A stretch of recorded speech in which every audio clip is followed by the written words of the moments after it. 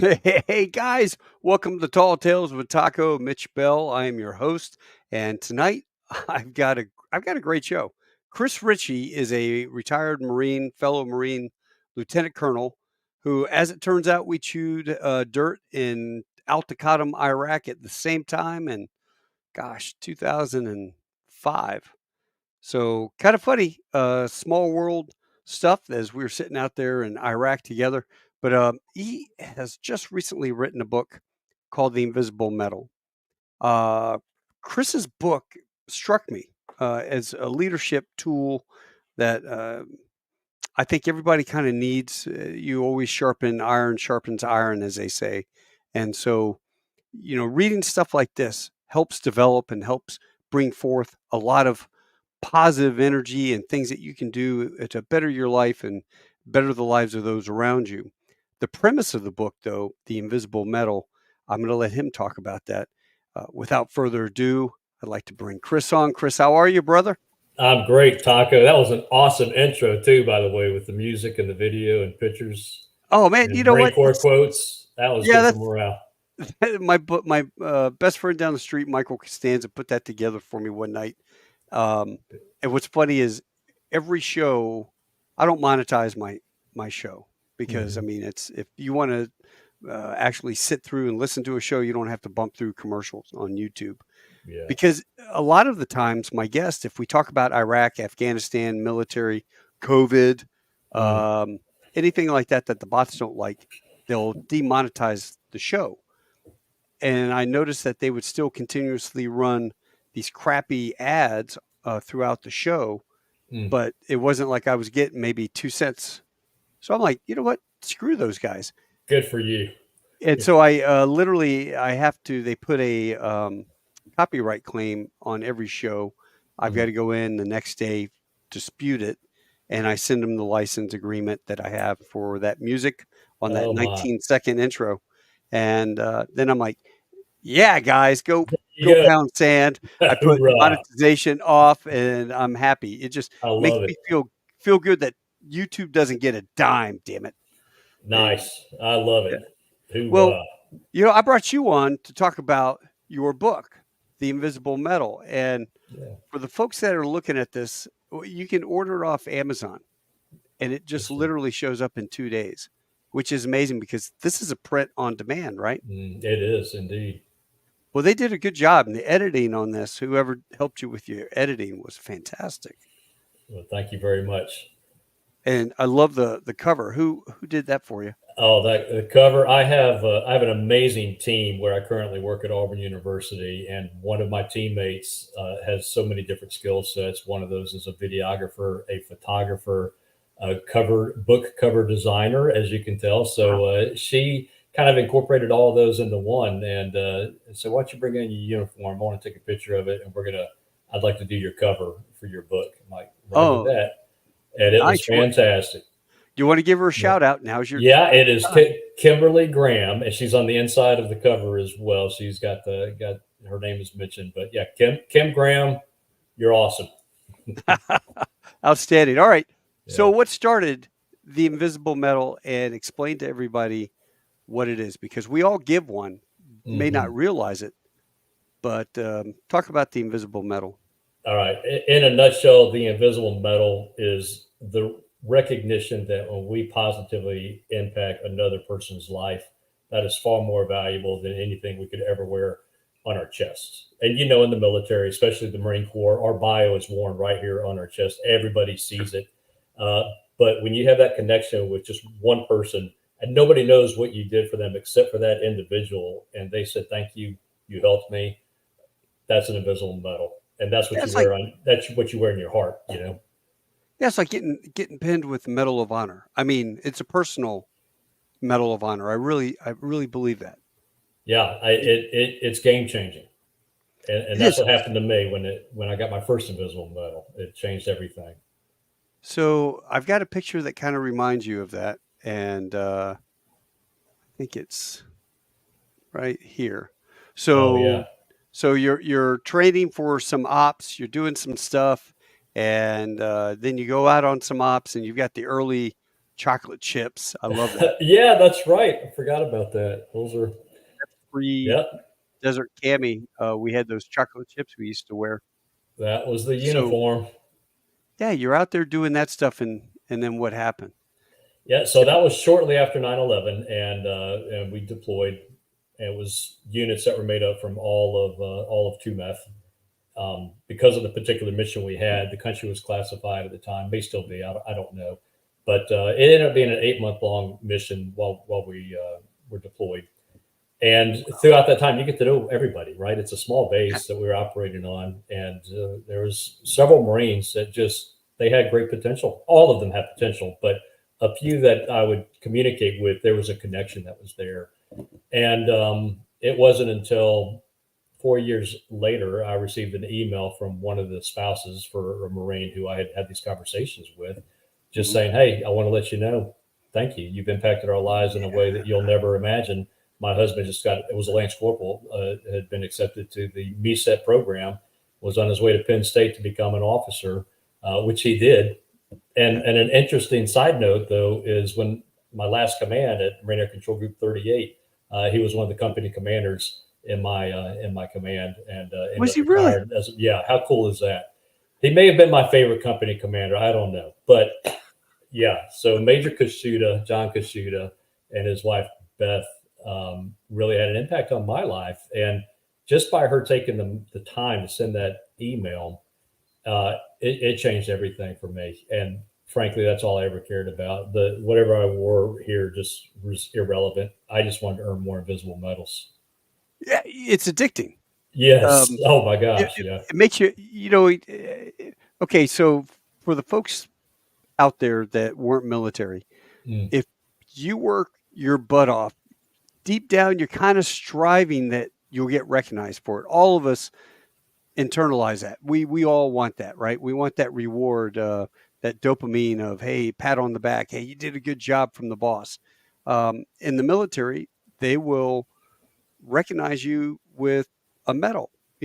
Sometimes, after a year of just 6 days a week of Mm. relentless work, your boss hopefully will take the time to recognize you. Now, that's the thing is the military is especially, well, I'd say the Marine Corps is kind of chintzy on what they give out. And so when somebody does take the time to write up an award, the awards are 2 to 3 pages, and it's everything that you've done. You didn't just show up to work 9 to 5. You were in charge of this, and you did this and this and this and this and this. And when you go back and read the award that somebody takes the time to write up, you're like, wow, holy crap! I didn't realize I did that. Dang, yeah. Hmm. So but there's other times. I mean, I can remember the first medal we ever had. In '86 we got in joined OCS in '86, '88 commissioned, and then '91 we got the national defense, and it was like the medal The pizza and stain. the pizza stayed into your chest. Hey sir, did you have lunch at the That's club it. today? Ate some pizza, did you? You Oh nailed crap, it. man! How'd you know that, Gunny? Look down. Pizza stain. Damn. Uh-huh. But then I was in Okinawa, and my boss out there, I ended up getting a job, honestly, that I didn't want. It was a ground job, and as a pilot, you want to go fly. And I just come off an augmented tour at Cherry Point, a FAP tour with MWSS 274. Mm. Now I go over there and I end up with MWSG 17, partly, I guess, because I have MWSS time. So I end up being the S3 Alpha and the commanding officer of the PSD. And when I left after that 1 year tour, my boss had put me in, unbeknownst to me, to my new command. When I arrived, formation. I was there 2 weeks, and formation's called on Friday, and the colonel comes out and awards me a Navy Commendation Medal. And I'm like, Nice. that was my first one, and I'm going, wow, this is awesome, you know. Um, and it's funny though, because a lot of that made me turn around later to take the time to write the medals, to write, Hmm. an Impact NAM, Navy Achievement Medal, or, a a letter or whatever it was, anything. anything to give that Marine something to put in his jacket for him or her for recognition. That's right. And in your case, you worked really hard, but Had no idea. you get and receive something from your CO? I did not, and that really is what makes the story so interesting, because our deployment, it was highly classified. It was significant in what we did.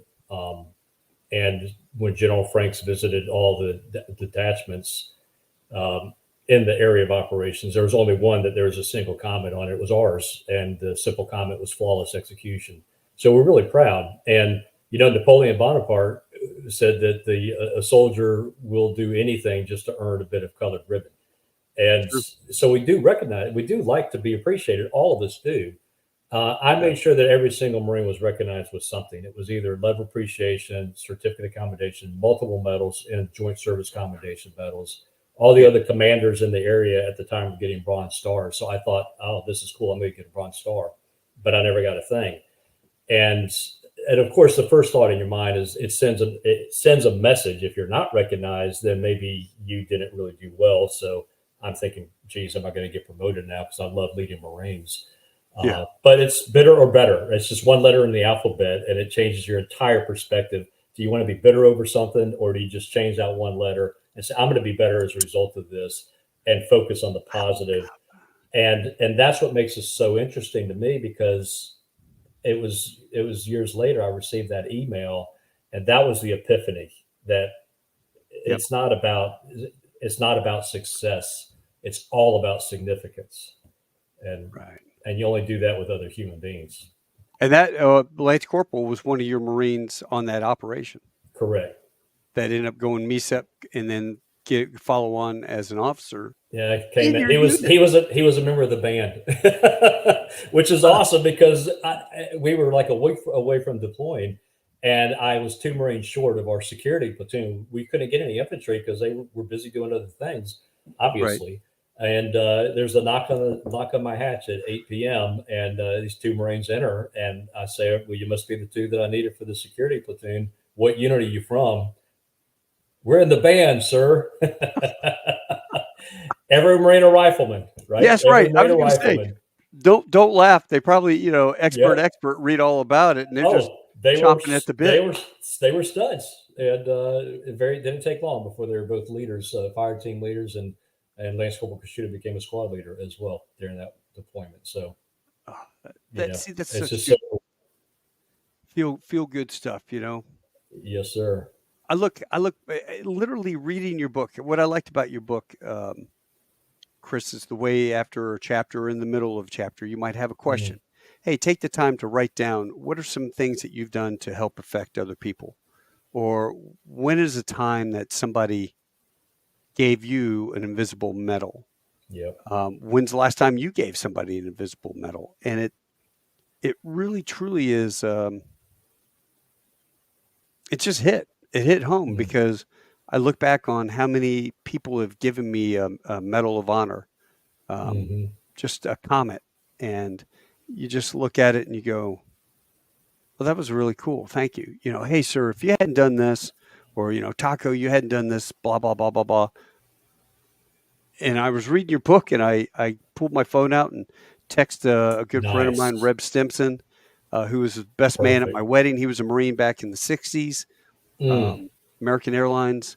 He was my Wow. mentor, best man. Just he's a great guy all around. And so I just sent him a text, and I'm like, Reb, I just want to let you know how much you mean to me, Mm. and I wouldn't be here right now in my job, in my position, with my family, had it not been for Wow. meeting you. Dang. And he was just, he treats me like a brother or a son. So, Wow. sometimes a little bit of both, but Well, man, Taco, man, you made my day. I tell you what, because that's one thing I do during my keynote talks is I get to that part. Initially, it was about earning an invisible medal, but giving them is so important. And had the Marine spouse not done that, I mean, maybe I would have never written the book, right? But I always take time. I'm like, okay, who has impacted your life in some significant way? And then we wait a few minutes and say, now send them a text. If they're still alive, send them a text and tell them thank you, and you can explain to them later. And we do that right in the middle of the talk because it's significant. It changes things, right? Yeah. Yeah. Because by the time they're done with the talk, they've got a reply, and That's right. it was Hopefully. hopefully they're not going, "Hey, Taco, you're not going to AA, are you?" Oh no. Oh, that's funny. Yeah. Man, so how did you get into the publishing? Now you retired. When did you retire from the Corps? May of 2022. So it's 30 years, almost 30 years and 3 days. So 92 to 22, just a few months ago, or years ago rather. Feels like months. just a few months ago. Not a big deal. Feels and you're at probably one of the best dang schools aside from Texas A&M, Auburn. Life is good. Life is good. Great No job. complaints. Great people you work with, and loving life. So life is good there. Mm-hmm. How did you get into publishing? Explain that. Yeah, I appreciate the question because this was in 2015. My mother passed away, and my brothers and I came to deliver the eulogy and the memorial service. And anyway, long story short, my mom loved butterflies. She created what she would call bug buddies, and her favorite was the ladybug. The day that I arrived, oddly enough, what had just come in the mail was 3 ladybug bracelets, one for her and then one for both of my daughters. It was like a gift from the grave. It was really interesting. But nonetheless, as we were leaving to pay our respects on the last day, this is January in North Carolina, one of my brothers just kind of stopped me and said, "Dude, don't move." And he puts his hand on my chest and pulls out, there's a ladybug on his finger. Really? And January? It's kind of cold there. Exactly. And so he Googled ladybugs in January, and basically the message that came back said, "Hey, if you're visited by a ladybug, you're being given a message to know that be at peace, God's in control." And we're like, whoa, that's pretty deep. So we kind of said a little prayer and went like this, but the ladybug didn't leave. In fact, it stayed with us for a 25-minute drive to the funeral, the cemetery. And It wasn't until we went on to my mom's grave and put our finger down that the ladybug crawled onto a big pink rose that was on her gravesite. I called my wife, who was back in California with the kids, and told her the story, and she just was deathly silent and said, "You won't believe what happened yesterday in church." And she said the children were taught how to paint on canvas, and then they told the kids to paint whatever they wanted. And there's a picture of my daughter. She painted a red ladybug on a pink rose, and that was the day before that story that I just shared with you of the ladybug on the rose. So anyway, we were consistently visited by ladybugs, and my brothers and I were like, we just got to write a book about this. And so we did, just to honor our mom and to leave something for our children. And we didn't want Amazon or any other publishing company to have any rights to it. So we created our own publishing company called Next Chapter Publishing, LLC. And so that's what allowed us to do whatever we want to with the ladybugs gift. Oh, that is phenomenal, man. I love it. Yeah. What a heartwarming story. Isn't that cool? Yeah. We're so pleased the way that it turned out. And it made it easy then for the Invisible Metal to just keep our publishing company and roll with it. So I'm impressed because more than you wanted to hear, but that's the whole story.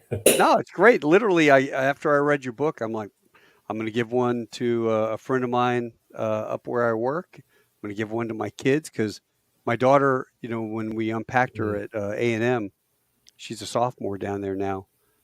She has the Bible up on her windowsill in her book. She has the Bible. She has a couple other books, and she has How to Win Friends and Influence People that Dad gave her. Nice. So I'm impressed she brought that down, and she's going to get this. She's going to look at it and go, really? And then as you get into it, she'll understand. Well, I'm honored. I'm greatly honored. Thank you so much. I hope she gets a lot out of it. No worries. Tell us about the rest of your career. Some cool stuff like you've got the. Oh, that's awesome.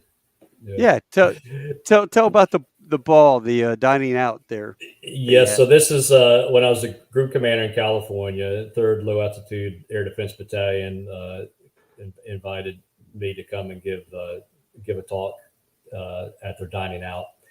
And at the time, my brother, who retired as a Marine major, flew Cobra helicopters, and I mean, he's really kind of a war hero, truth be told. But he at the time was stationed over in Europe. And I was like, bro, you got to send me some of that water from the fountain at Bellawood. And so Uh-huh. he did. In fact, I still have it here. He sent me a whole bunch of them.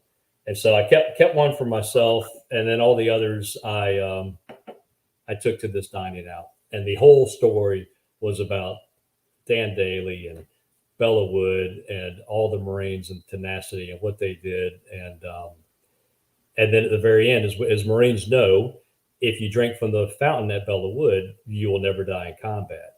And so at the end of this talk, theatrics and all that, as I make my way down to the grog that you only drink out of if you get in trouble, right?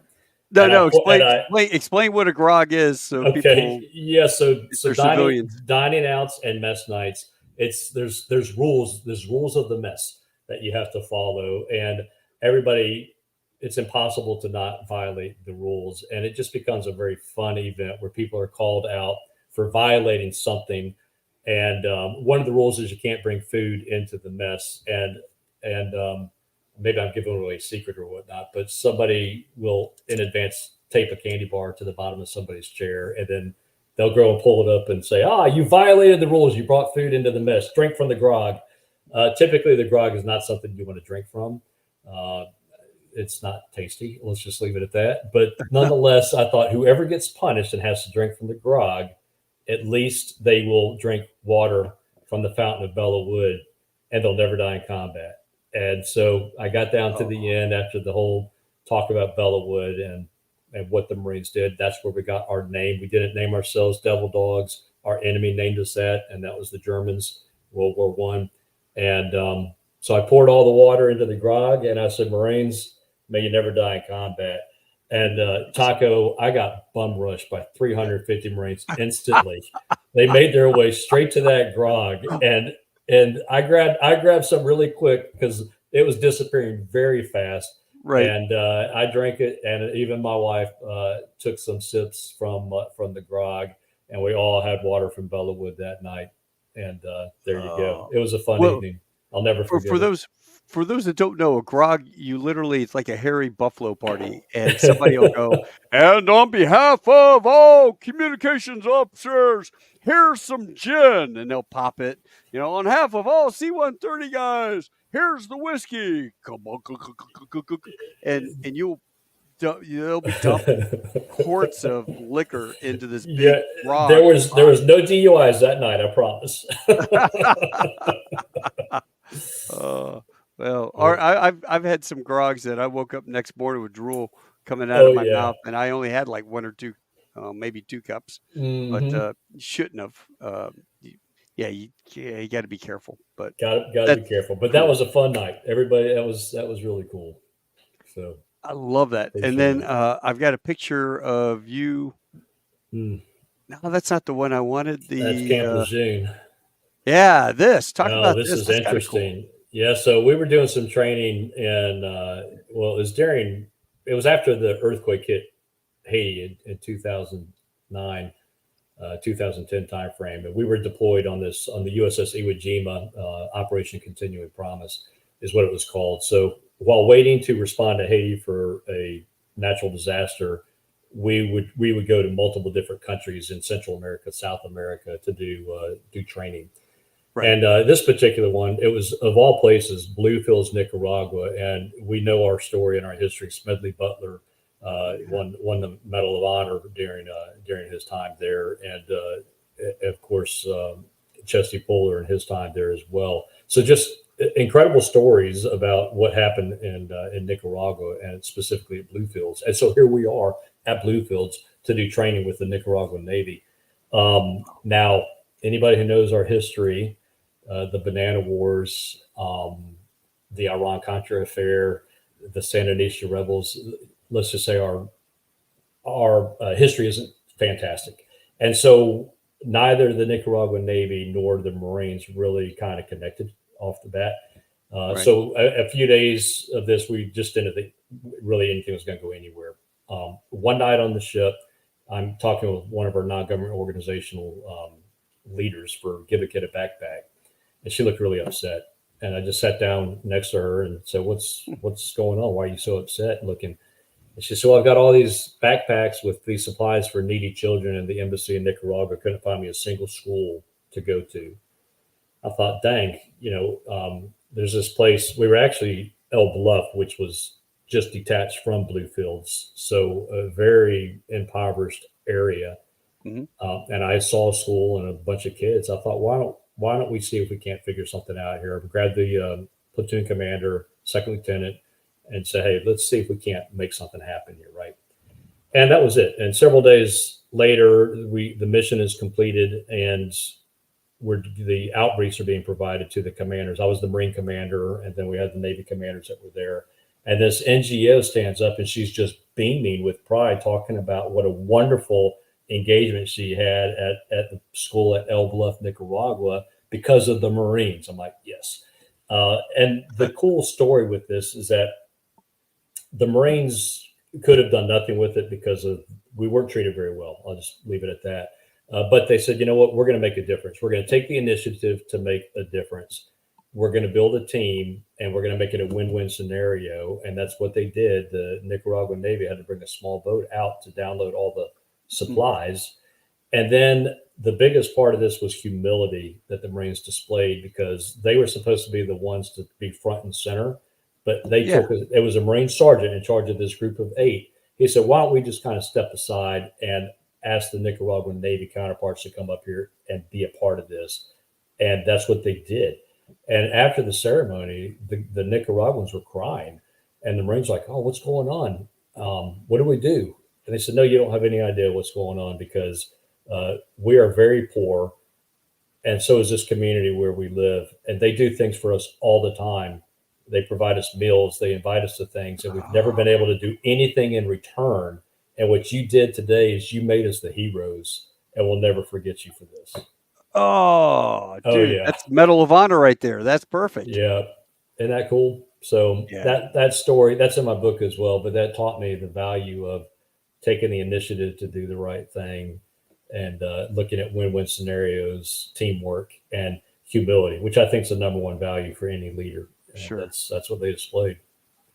Yeah, that is a fantastic story.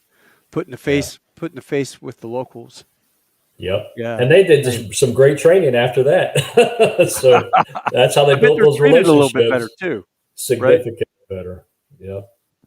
What about that sergeant? How'd you when he came back and gave you that debrief? Oh, he got an impact now. Attaboy. Attaboy. Yep. What other stories do you give when you give talks and lectures? What's your favorite vignette?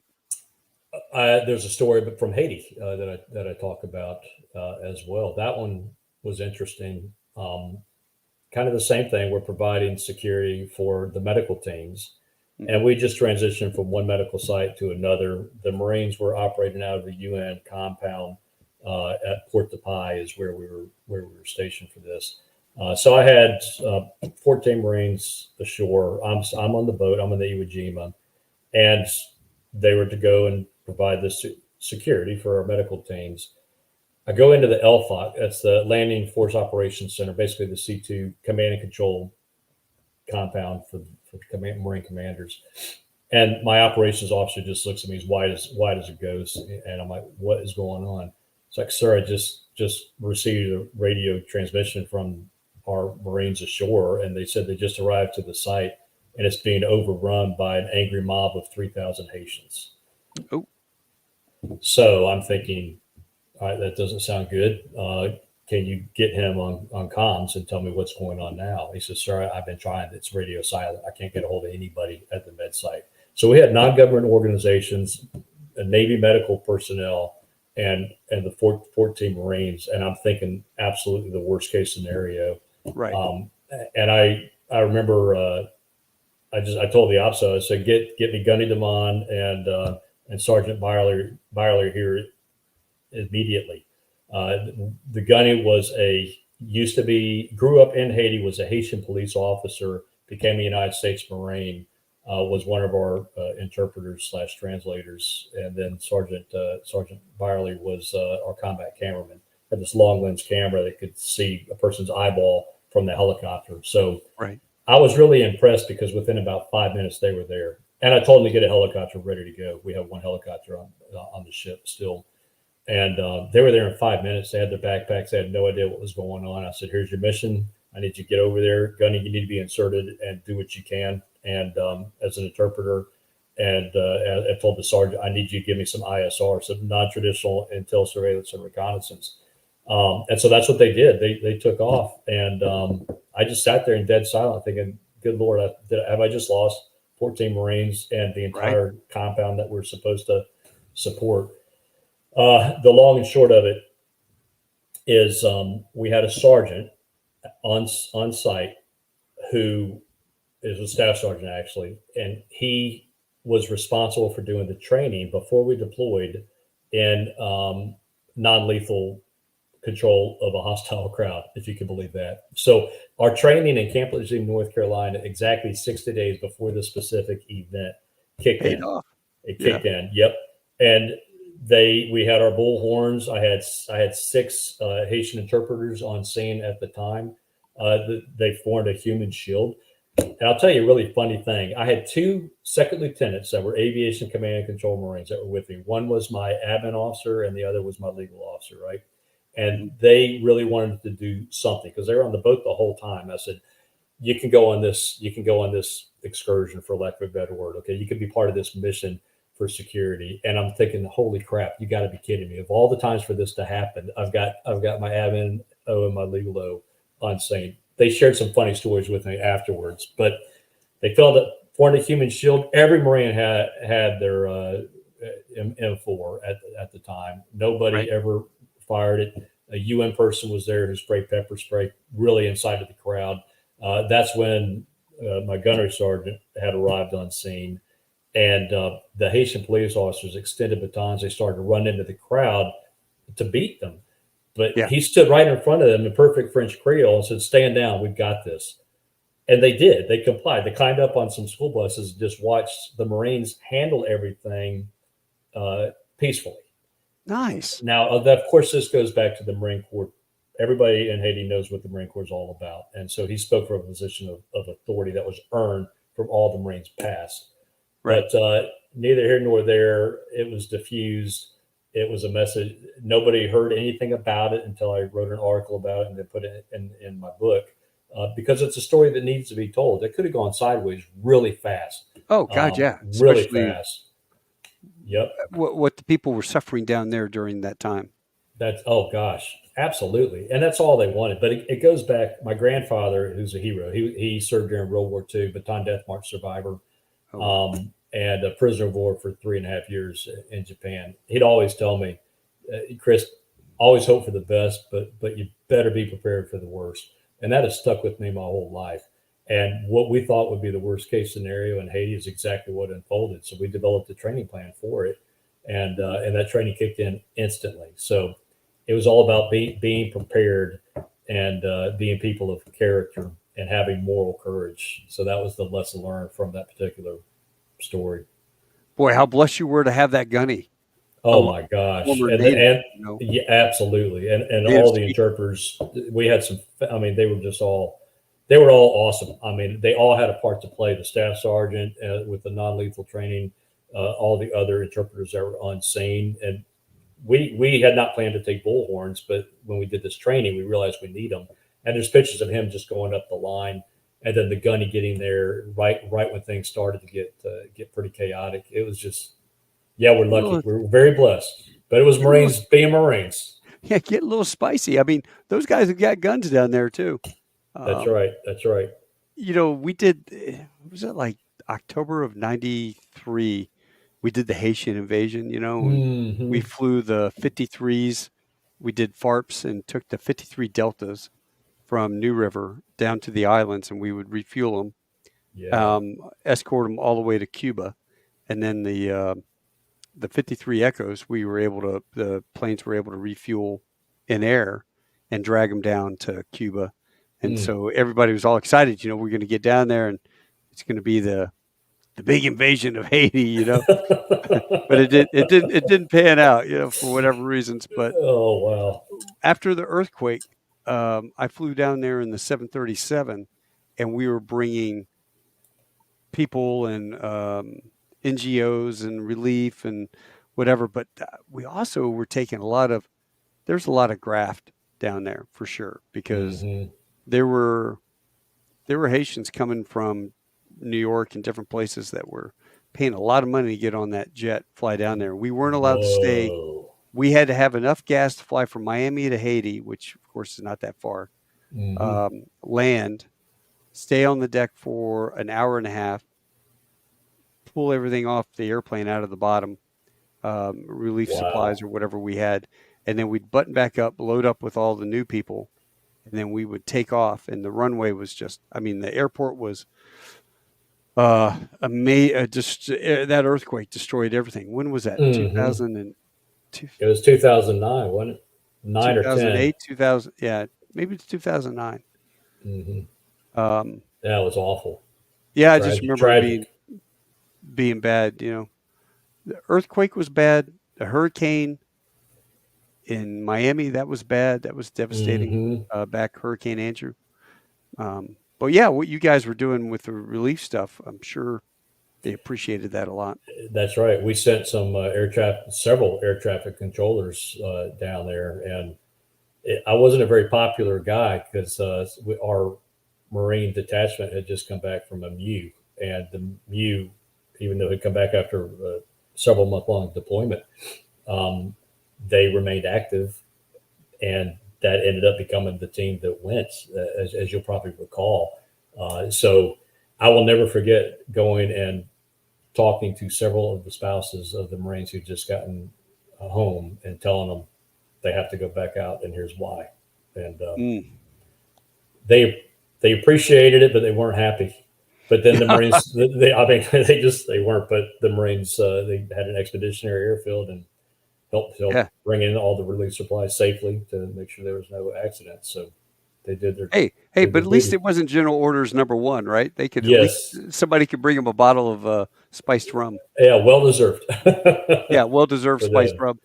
Yeah. It's funny. I was mentioning at the beginning, you and I met. I guarantee you, we met upstairs with my old fraternity brother from school, Bruce Barnhill. Yep. We had joined Sigma Phi Epsilon back in fall of 1984. Wow. So that's how long I've known Bruce. And then we were stationed at Cherry Point together. And I used to fly him up to Manassas after he had gotten divorced. And he started dating his wife now. And we'd fly up there. And the funniest thing, I give her crap every time I bring this up. I have a little Cherokee 140. So it's a 4-seater. Bruce is in the right seat. He wants to fly. Patty's in the back. And we were walking out to the airplane. She looks at it and she goes, "So does this thing have a bathroom on it?" I go, "Actually, no, it doesn't. No, it doesn't. It doesn't." 2-hour flight from Manassas back down to Cherry Point. So if you need to go to the restroom, you got to go now or forever hold your peace. There you go. It was pretty funny. Yeah, what a small world. Because I know Bruce very well. He's been was a mentor for basically the whole time on active duty, commanding Control Group 38 before me, and he's the whole reason I'm a Marine. He's the whole reason I am a Marine. Yeah, because I was walking across. I was in Army ROTC, and I was walking across campus, and my CO had just told me, "Hey, you need to. What do you want to do in the Army?" And I'm like, "I'm going to fly." He goes, "Well, we only had one guy get an aviation slot, so you might consider being a cannon cocker." And I'm like, "Sir, I don't want to be a cannon cocker." And I was walking across campus, and Bruce goes, "Hey, man, hey, Taco, you got to come meet my OSO, Dave Berger." Fantastic. And Captain Berger is on campus, and if you want, they're giving the aviation test. And I'm like, I don't know about you Marines, man. You guys are kind of crazy. But then, I grew up around Marines. I always thought they were nuts. And on Little Creek Amphibious Base is a as a young kid. Well, But how about that?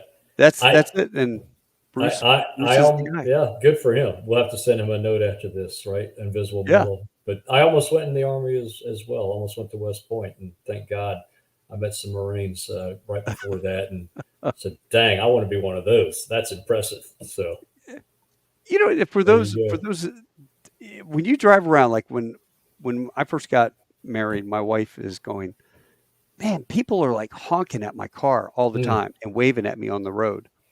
Really? She goes, yeah, and they're smiling and waving. I'm like, why do you think that is? She goes, I don't know.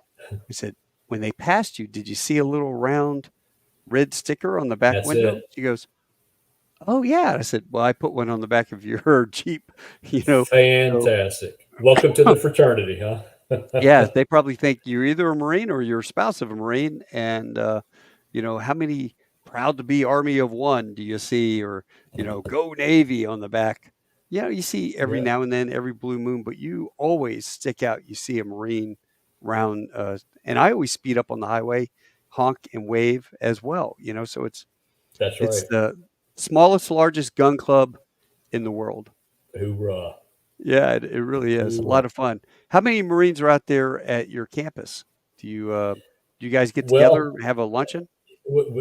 I've got some very dear friends that are also retired colonels, lieutenant colonels, really all ranks, and yes, and in fact, we are already planning our Marine Corps birthday dinner celebration. Um, and the university has a large veteran resource center as well, and there are several Marine veterans Ah, that are going through that are students at Auburn University. So and of course there's a very active Marine Corps League, and there's a lot. Auburn is a great place. There's a lot of a significant number actually of veterans that are here, and of course the Marines. We find each other pretty quickly, yeah. and then stick together. You know, it's Yep. funny is I was a guest speaker at the Marine Corps League in outside of Atlanta. Maybe Mm. I was up by University of Georgia. Um, my buddy Jake Raby asked me to come out and do that, and one of my Marines, who's a GBI agent down there as well. He's a Marine, Chris McCowan. And I Mm. went up there, and your Marine Corps League is a lot stronger than Texas. I don't know Wow. why, but like we had a Marine Corps League. It was me and two other guys, Iwo Jima vet and Oh, a navigator. It was just the three of us, and we used the room. Trying to get Marines to come out and do that around the base. I don't know, maybe because mm. they're around Marines all the time. They're like, Could be. why do I want to go to the Marine Corps League? If you guys are listening to this, Hmm. I highly recommend joining those organizations. The VFW, if you're, um, you know, American. Oh, my buddy's going to kill me. Uh, American Legion. yeah, American Legion, VFW, and Marine Corps League. You know, I'm a member of all of those. I go to stake night for the Marine Corps or for the VFW. Excellent. But and part of it is you go over there and you have a steak. I like to enjoy steak without cigarettes, and I don't always get that, so I don't go as much as I want. But there are great organizations and a lot of the camaraderie. Like today, That's it. I'm the MC for the Marine Corps Metroplex luncheon. So today we had 72 Marines from World War II. We had Don Graves, who's Dang. Iwo Jima flamethrower from Iwo Jima. Wow. General Carey from Frozen Chosen, Silver Star recipient. Good Lord. He retired a 3-star. And, you know, we have Recon, Vietnam. We have a couple Army guys, special forces that are part of our group. My dad's the rust picker. Mm. We have a whole bunch of people that come and we all get together. We have lunch. We have a guest speaker, That's and wonderful. that is something I look forward to every single month. I've been doing it for over a decade or Wow. more. That's our 15, culture, our no, maybe legacy. 20 years. That's Yeah. fantastic. But if you're able, everybody out there, go find a group that you can join if you're former military, and Hmm. get involved. I guarantee you won't regret it. It's fantastic. That's absolutely right. Spot on. What other stuff would you pass if you were uh, down to the last 5 minutes of your speech Oh, and you're wow. You know, telling people? well, I guess we didn't really talk about how to earn an invisible medal. And so I would There you just go. say, here's how you earn invisible medals. Okay. You focus on building meaningful relationships with people. What we would always talk about at my last command, we'd never talked about the mission. Nobody came today wanting to fail. We would always talk about building meaningful relationships. It was all about people and relationships. Number two is view life as a stewardship. As we know, every change of command, everybody's outgoing, incoming commander, they talk about the stewardship of command. It's something you've only got for a very finite period of time, 18 to 24 months typically. And life is the same way. Doesn't matter if it's 20, 40, 80, 100 years. Are we viewing our life as a stewardship and leaving something for the next generation?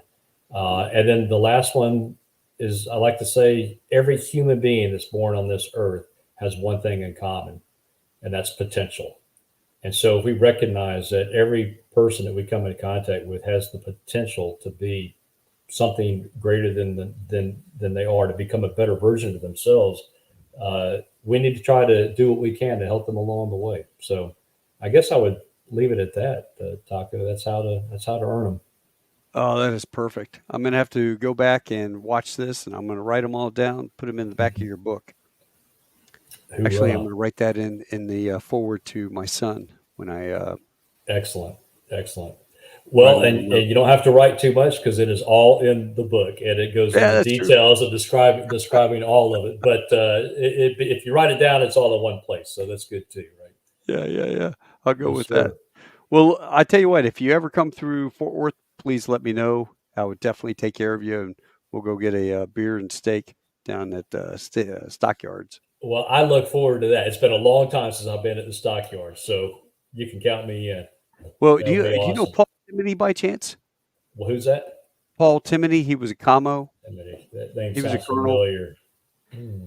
He I ended up can't place it. retiring a few years ago, and he went down and become. He was the well before he retired, he was head of the ROTCs, I guess, Hmm. at um, Texas A&M.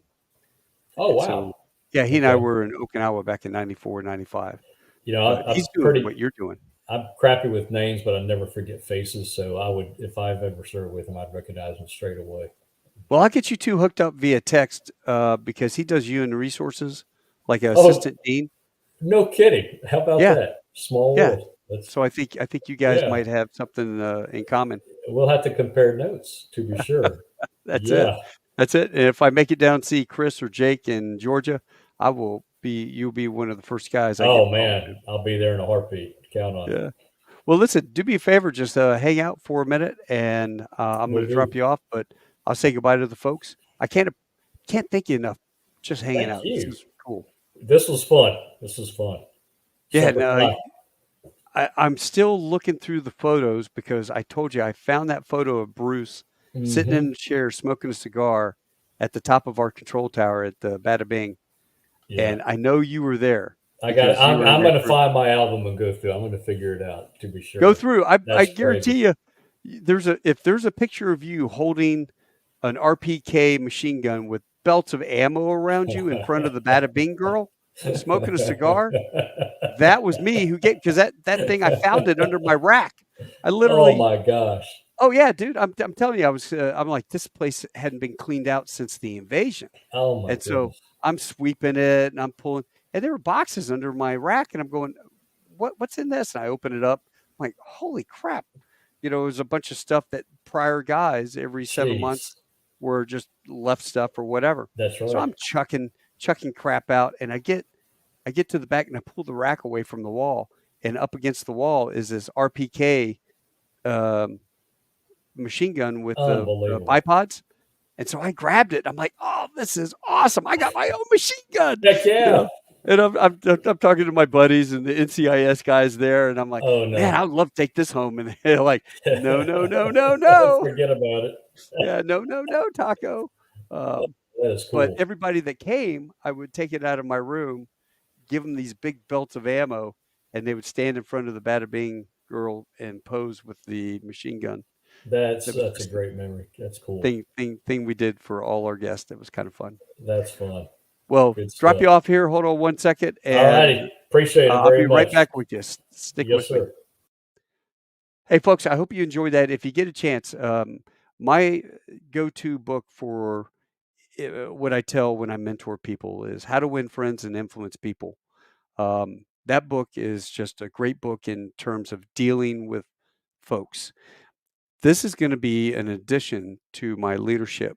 So when somebody asks me, what's the book you have on your shelf? I have tons of books behind me, and I have an entire house bookcase outside.